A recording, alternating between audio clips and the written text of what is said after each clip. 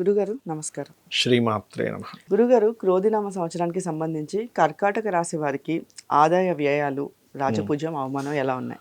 తప్పకుండా అమ్మ. వీరికి ఆదాయం 14 ఉంది, చాలా ఎక్కువగా చూపిస్తుంది. వ్యయం మాత్రం 2 చూపిస్తుంది. సో ఆదాయ వ్యయాలు చాలా చక్కగా ఉన్నాయి వీరికి. సో దాని గురించి రెమెడీస్ కానీ పెద్దగా ఏమీ అక్కర్లేదు. వీళ్ళ పర్సనల్ చార్ట్లో ఏదైనా ఆదాయం వచ్చే గ్రహం ఏదైనా సరిగ్గా లేకపోతే వాళ్ళ పర్సనల్ చార్ట్ బట్టి చేసుకోవచ్చు. బట్ గోచారంలో ఈ సంవత్సరం ఆదాయ వ్యయాలు మాత్రం బాగున్నాయని చెప్తుంది.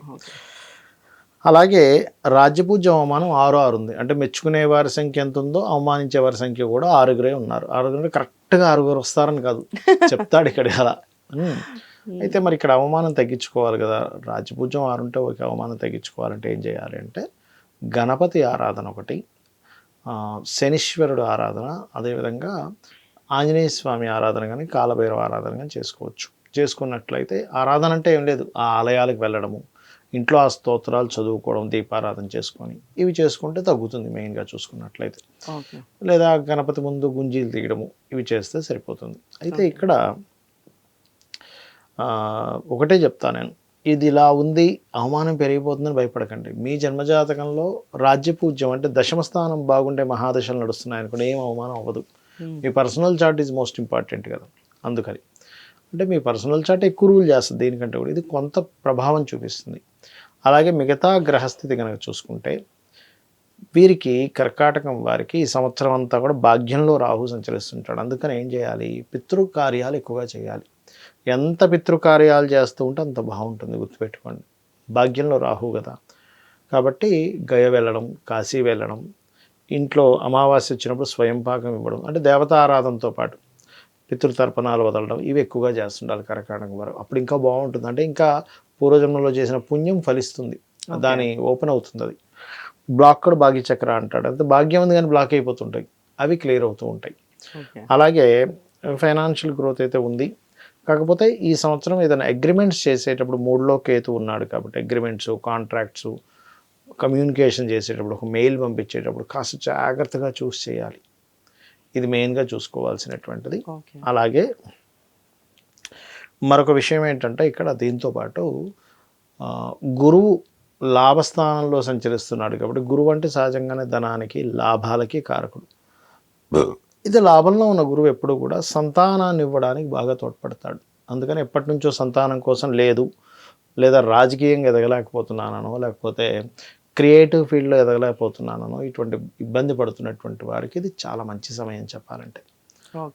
అది అయితే ఏదైనా ప్రాపర్టీ తీసుకుంటే మాత్రం మే లోపలే తీసుకోండి, లేదా అక్టోబర్ నుంచి తీసుకోండి ప్రాపర్టీ. ఎందుకంటే ప్రాపర్టీ స్థానాన్ని మే లోపలైతేనే గురువు దృష్టి ఉంది, లేకపోతే ఇక్కడ ఉంది. సంతానానికి మాత్రం సంవత్సరం మొత్తం ఉంది, మే నుంచి 1 year మొత్తం సంతానం కోసం యోగం ఉంది. ఎందుకంటే డబుల్ ట్రాన్సిట్ జరుగుతుంది. కాకపోతే అష్టమ శని జరుగుతున్నందుకు కొంచెం ఆలస్యం అవుతుంటాయి. కంగారేం పడకుండా ఆలస్యం అయితే అనుభవం ఇస్తున్నాడు, అదే పరమేశ్వరుడు శివుని శని రూపంలో అనుభవాన్ని ఇస్తున్నాడు అనుకోవాలి. ఎందుకంటే ఈ నవగ్రహ రూపంలో ఉన్నది, నవగ్రహాలని పరిపాలించేది ఆయనే కాబట్టి అది గుర్తుపెట్టుకోవాలి. అండ్ అలాగే కాస్త తండ్రి గారితో లేదా గురువులతోని కొంచెం ఏదైనా దూర ప్రాంతాలకు వెళ్ళేటప్పుడు, ముఖ్యంగా ఫారిన్ కంట్రీస్ యోగాలు అయితే బాగుంటాయి. ఫారిన్ కంట్రీస్కి వెళ్ళి చదువుకోవడానికి చాలా బాగుంది కర్కాటకం వారికి, దానికేమి ఇబ్బంది లేదు. ఇందాక చెప్పినట్టుగా పితృదేవత ఆరాధన చేస్తూ, ముఖ్యంగా స్కందుని ఆరాధన, కర్కాటకం వారు స్కంద ఆరాధన చాలా గొప్ప ఫలితం ఇస్తుంది. స్కందునికి అభిషేకం చేయడం ఇట్లాంటివి ఇంకా బాగా ఉంటాయి. ఎందుకంటే పంచమం జలరాశి అయింది కదా, అందుకని. సో వీళ్ళు దానం ఇవ్వాల్సినవి ఏమైనా ఉన్నాయా గురుగారు? దానం అంటే ఒకటేనమ్మా, మినుములు దానంగా ఇస్తే మంచిది. ఎందుకంటే భాగ్యంలో రాహు ఉన్నాడు కదా. మినుములు, ఉలవలు, 3లో కేతు ఉన్నందుకు ఉలవలు. ముఖ్యంగా ఏదైనా రాతకోతలు అగ్రిమెంట్ రాయాలి, ఒక రియల్ ఎస్టేట్ పర్సన్ ఒక పెద్ద అగ్రిమెంట్ రాసుకుంటాం ఓనర్తో, ఇట్లా ఏదైనా అగ్రిమెంట్స్, లేదా రెంటల్ అగ్రిమెంటే, కొంచెం గణపతిని తలుచుకుంటూ వీలైతే ఆ రోజు గణపతి ఆలయానికి వెళ్ళి ఉలవలు దానంగా ఇచ్చి రాస్తే ఇబ్బంది అనేటువంటిది ఉండదు. అయితే గురుగారు ఈ క్రోధినామ సంవత్సరంలో ఓవరాల్గా దేశవ్యాప్తంగా ఎలా ఉంటుంది? ఒకటేనమ్మా, మనం జనవరి ఫిబ్రవరి టైంలోనే చెప్పాం. జనవరి టైంలోనే చెప్పాను, అప్పుడు న్యూ ఇయర్ ప్రిడిక్షన్స్ అన్నట్టు చెప్పినప్పుడే కొంచెం ఫిబ్రవరి నుంచి ఈ బాంబు పేలుళ్ళని, అల్లర్లని, ధర్మాన్ని కాపాడుకోవాల్సిన పరిస్థితులని, నీళ్ళల్లో తిరిగేటువంటి వాటికి కొంచెం హైజాకులు జరగడం ఇట్లాంటివని, అంటే నీళ్ళల్లో తిరిగే పడవల మీద దొంగలు పడడం జరుగుతుంటుందని ఇట్లాంటివన్నీ. ఎందుకంటే జలరాశుల్లో శని కుజులు కలుస్తున్నారని చెప్పుకున్నాం. ఓకే. ఈ ప్రభావం మే వరకు ఉంటుంది చెప్పాలంటే. ఎందుకంటే మే వరకు ఈ శని కుజ రవి కాంబినేషన్ వల్ల రాజుల మధ్య యుద్ధం, అంటే ఎంతసేపు ఈ ప్రెసిడెంట్లు కావచ్చు, దేశ రాజులు కావచ్చు, వీళ్ళందరూ రాజులు అంటే ఇప్పుడు ప్రెసిడెంట్లు, సీఎంలు, వీళ్ళకేంటంటే ఎంతసేపు యుద్ధం చేద్దామనే ఆకాంక్ష పెరుగుతుంది. ఎందుకంటే ఈ క్రోధినామ సంవత్సరానికి రాజు కుజుడు అయ్యాడు. కుజుడు యుద్ధానికి కారకుడు, కుజుడు గొడవ కారకుడు, లీడర్షిప్ కారకుడు, అల్లర్లకు కారకుడు అవుతుంటాడు. ఏది కుజుడు పాడైతే బాగుంటే మళ్ళీ అది వేరే క్రీడాపరంగా రాణిస్తాడు. అందుకని ఏంటి, ఈ యొక్క విషయంలో ఈ రకమైనటువంటి ఇది కనబరుస్తూ ఉంటాడు.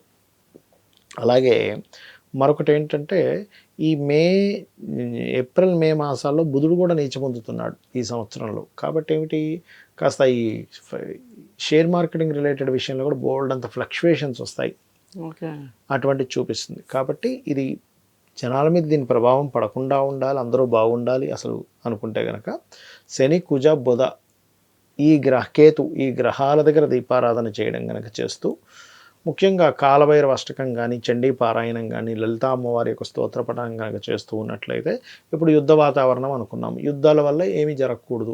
వేరే వేరే దేశాల్లో కూడా ఇండియన్స్ ఉంటారు, మామూలుగా అందరూ మనుషులే కాబట్టి ఉంటారు, వాళ్ళకి హాని కలగకుండా ఉండాలి అంటే కొంచెం ముందుగానే యుద్ధం వస్తుందని కూడా కొంచెం స్టోర్ చేసి పెట్టుకుంటారు. ఇటువంటి జాగ్రత్తలు తీసుకోవడము, కొంచెం నేను ఇందాక చెప్పినటువంటి దేవతారాధన కనుక చేసినట్లయితే బాగుంటుంది. అయితే గురుగారు, మరి సాధారణంగా కొంతమందికి జన్మరాశి ఇవి తెలియవు, నక్షత్రాలు కానీ రాశులు కానీ తెలియని వాళ్ళు ఉంటారు. మరి వాళ్ళు ఎలాంటి జాగ్రత్తలు తీసుకోవాలి గురుగారు ఈ క్రోధినామ సంవత్సరానికి? తప్పకుండా అమ్మ, యూనివర్సల్గా కేతు 6లో ఉన్నాడు, న్యాచురల్ 6th హౌస్లో ఉన్నాడు. కాబట్టి అందరూ కూడా ఇంటి నుంచి బయలుదేరే ముందు గణపతిని ఆరాధించడం మంచిది. మార్చ్ ఏప్రిల్ మే మాసాల్లో పర్టికులర్గా మీరు వీలైనంత మట్టుకు చండీ పారాయణలు ఎక్కడేం జరుగుతున్నా, హోమం జరుగుతున్నా కాస్త అటెండ్ అవ్వడము. అండ్ అదేవిధంగా అనవసరమైన గొడవల్లోకి వెళ్ళకపోవడం మంచిది. ఎందుకంటే ఈ కాంబినేషన్ ఇప్పుడు అనవసరమైన గొడవల్లోకి వెళ్ళాల్సి వస్తూ ఉంటుంది, అనవసరంగా ఏమన్నా గొడవలు అవుతూ ఉంటాయి ఈ వర్కర్స్ మధ్యని, బాస్ మధ్యని, ఇట్లాంటివి జరుగుతూ ఉంటాయి కాస్త. ఎందుకంటే బాసు కారకుడైన శని రవి కొంచెం శని రాహు మధ్యలో తిరుగుతున్నాడు. కాబట్టి ఏమవుతుంటుందంటే ఎక్కడైనా కూడా ప్రతి ఆఫీస్లో కూడా వీళ్ళు ఎంత బాగా చేస్తున్న బాస్తో ఏదో ఒక అల్లరి, లేదా బాస్ ఎంత బాగున్నా వీళ్ళు ఏదో ఇబ్బంది, ఇట్లాంటివి జరుగుతూ ఉంటాయి. కాబట్టి కొంచెం ఈ ఆఫీస్ ప్రెమిస్ ఇట్లాంటి వాటిలో కొంత జాగ్రత్తగా ఉండాలి.